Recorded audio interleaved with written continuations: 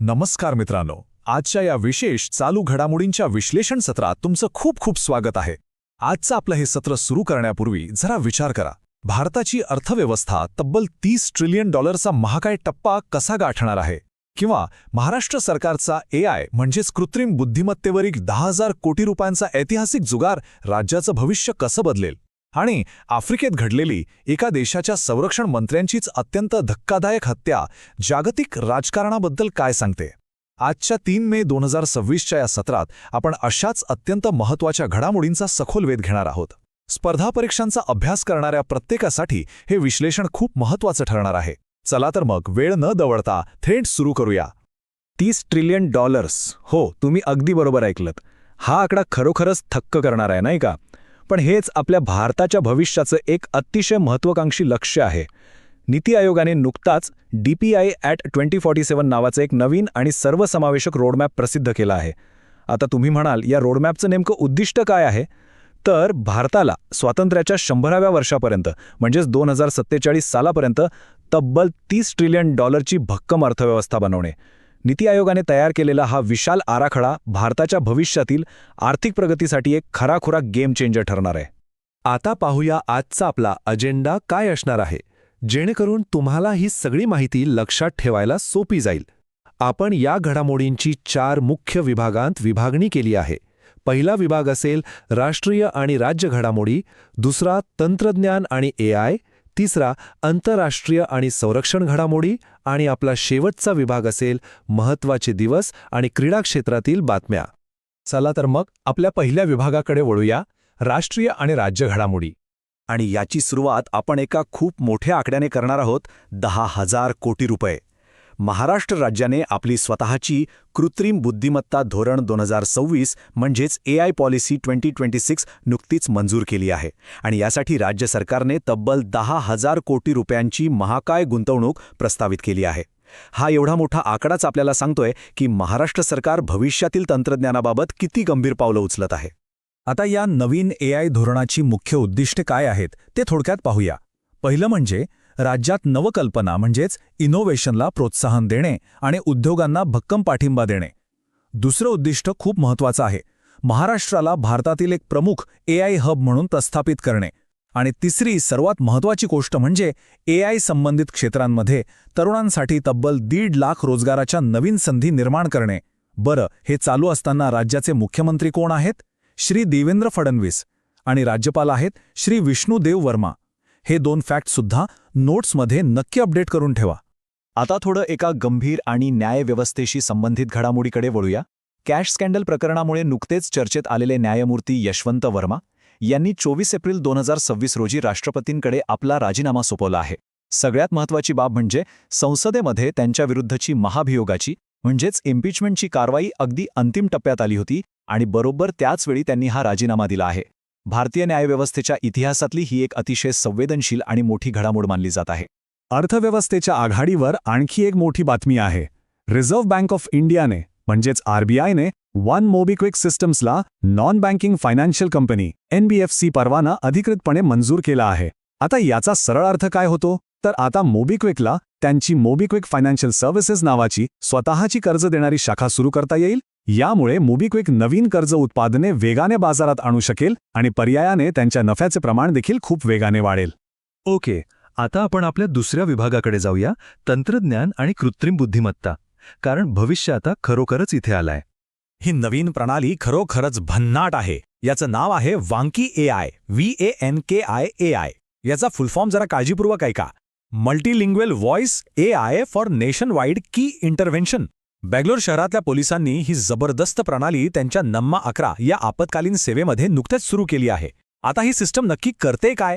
तर आणीबाणीच्या काळात जेव्हा घाबरलेले लोक फोन करतात तेव्हा भाषेचा कोणताही अडथळा येऊ नये म्हणून ही सिस्टम कॉलरच्या संदेशाचं तात्काळ भाषांतर करते. आणि विशेष म्हणजे ही प्रणाली एकाच वेळी 10 पेक्षा जास्त भाषांना सपोर्ट करते. म्हणजे भाषेचा अडथळा आता पूर्णपणे दूर होणार. शिक्षणाच्या जागतिक रँकिंगबद्दल एक छोटी पण महत्त्वाची अपडेट. टाइम्स हायर एज्युकेशनने त्यांची एशिया युनिव्हर्सिटी रँकिंग 2026 नुकतीच जाहीर केली आहे. आणि तुम्हाला माहिती आहे का, यामध्ये चीनच्या सिंघुआ विद्यापीठाने संपूर्ण आशिया खंडात पहिला क्रमांक पटकावला आहे. आंतरराष्ट्रीय विद्यापीठांच्या क्रमवारीचा अभ्यास करताना ही बाब नक्की लक्षात ठेवा. आता वळूया आपल्या तिसऱ्या विभागाकडे, आंतरराष्ट्रीय आणि संरक्षण घडामोडी. जागतिक पातळीवर नेमके काय मोठे बदल होत आहेत ते पाहूया.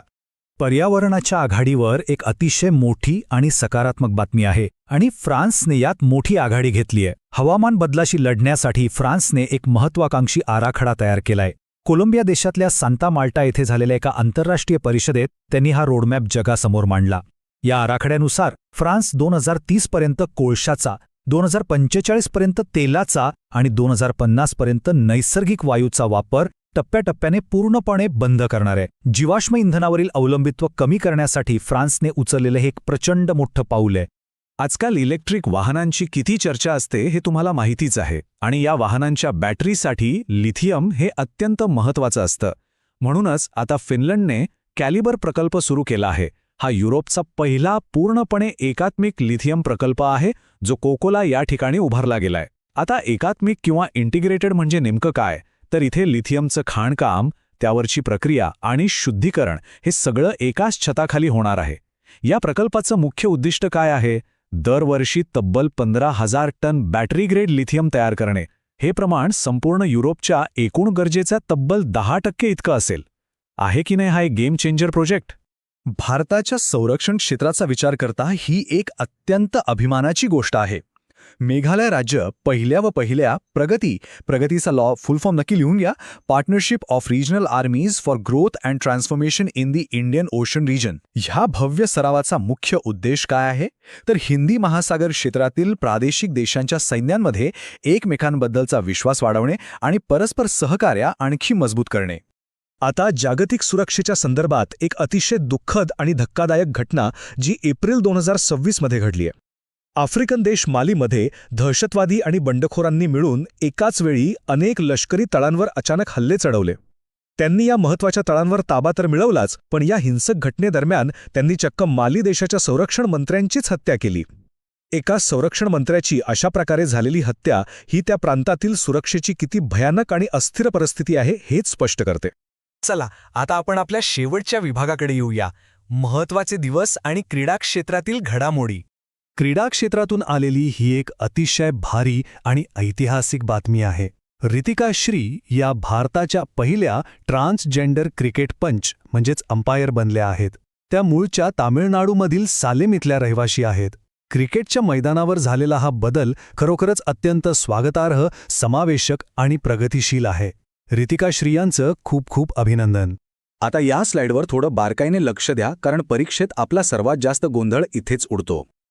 तारखांमधला हा फरक नीट समजून घ्या. 3 मे रोजी जागतिक पत्रकार स्वातंत्र्य दिवस, वर्ल्ड प्रेस फ्रीडम डे साजरा केला जातो. पण महाराष्ट्रामध्ये मराठी पत्रकार दिवस हा 6 जानेवारीला असतो, जो आपण दर्पणकार बाळशास्त्री जांभेकर यांच्या स्मृतिप्रित्यर्थ साजरा करतो. त्यामुळे प्रश्न वाचताना जागतिक विचारले की मराठी हे नीट बघूनच उत्तर टिक करा. तसं पाहायला गेलं तर मे महिना अनेक महत्त्वाच्या तारखांची जणू गर्दीच आहे.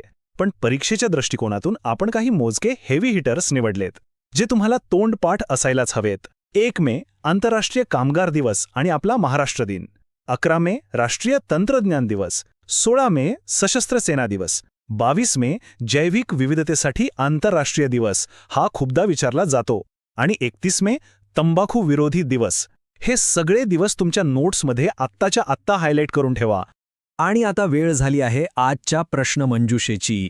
आज आपण जे काही शिकलो त्यातून तुमची तयारी तपासण्याची ही वेळ आहे. प्रश्न अतिशय सोपा पण महत्त्वाचा आहे. AI आधारित संवर्धन ॲप विकसित केल्याबद्दल world wildlife fund for nature WWF कडून कोणत्या वनस्पती शास्त्रज्ञाला नुकतेच सन्मानित करण्यात आले आहेत? तुमचे पर्याय आहेत: A. Salim Ali, B. Hanif Yusuf, C. MS Swaminathan की D. माधव गाडगीळ. तुम्हाला काय वाटतं याचं अचूक उत्तर काय असेल? जे काही उत्तर असेल ते लगेच खाली कमेंट बॉक्समध्ये टाईप करा. किंवा तुम्हाला थोडा वेळ हवा असेल तर तुम्ही थांबून विचार करून मग कमेंट करू शकता. तुमचं उत्तर कदाचित चुकेलही, पण त्याची काळजी करू नका.